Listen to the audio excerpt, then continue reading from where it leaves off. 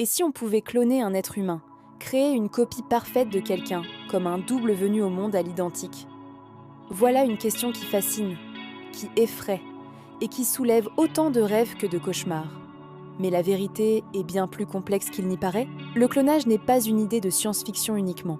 En 1996, le monde entier a découvert Dolly, la première brebis clonée à partir d'une cellule adulte.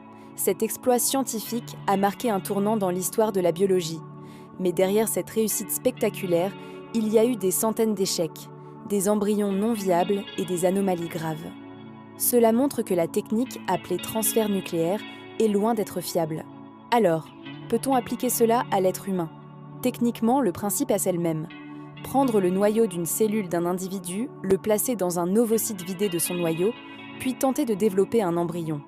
Mais en pratique, les obstacles sont immenses. Le taux d'échec est colossal, et même les animaux clonés présentent souvent des malformations, un système immunitaire défaillant ou une espérance de vie réduite. Et surtout, même si la technique fonctionnait, parlerait-on d'un clone parfait? La réponse est non, parce que l'ADN ne fait pas tout. Il y a l'épigénétique, ces marques chimiques, qui contrôlent l'expression des gènes. Il y a aussi l'ADN mitochondrial, qui vient de l'ovocyte et non du donneur.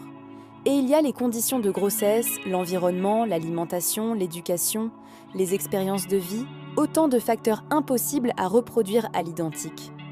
Même des vrais jumeaux, qui partagent le même ADN, ne sont pas des copies parfaites. Il faut aussi se rappeler que l'humain n'est pas une simple somme de gènes. Nos souvenirs, nos émotions, nos choix et nos relations forgent notre identité. Un clone n'aurait pas votre histoire et donc jamais votre personnalité exacte. À cela s'ajoutent les risques médicaux. Les animaux clonés ont souvent montré un vieillissement accéléré, des anomalies cardiaques ou des faiblesses immunitaires. Reproduire cela chez l'humain relèverait non seulement de la folie, mais de l'irresponsabilité. Et puis, il y a la dimension éthique. Cloner un être humain soulève des questions vertigineuses. A-t-on le droit de créer une vie pour qu'elle soit une copie? Quelle place aurait un clone dans la société? Serait-il libre ou considéré comme un produit? C'est pour ces raisons que la quasi-totalité des pays du monde interdisent formellement le clonage humain. Alors, pourquoi en parle-t-on encore? Parce que l'idée du clonage humain hante l'imaginaire collectif. Films, séries et romans se sont emparés du sujet. On y projette nos rêves d'immortalité, nos peurs de perdre notre humanité et nos interrogations sur l'avenir de la science. En revanche, il existe une autre voie bien plus prometteuse. Le clonage dit thérapeutique. Celui-ci n'a pas pour but de créer des copies humaines, mais de produire des cellules souches capables de régénérer des organes ou de soigner certaines maladies. Ici, la science n'essaie pas de défier la nature, mais de la comprendre et de l'utiliser pour sauver des vies. Alors, peut-on créer un clone humain parfait? La réponse est claire, non.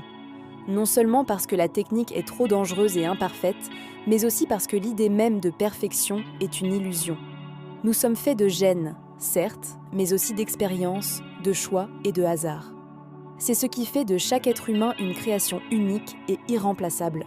Et peut-être que c'est justement ça, la plus grande vérité du clonage, nous ne sommes pas remplaçables.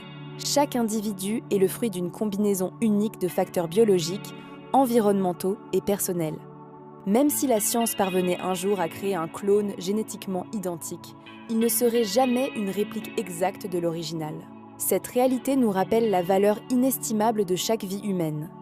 Elle nous invite à célébrer notre unicité plutôt que de chercher à la reproduire. Le véritable défi de la science n'est pas de créer des copies, mais de comprendre et de préserver ce qui rend chaque être humain spécial. En fin de compte, le débat sur le clonage humain nous pousse à réfléchir sur ce qui fait notre humanité.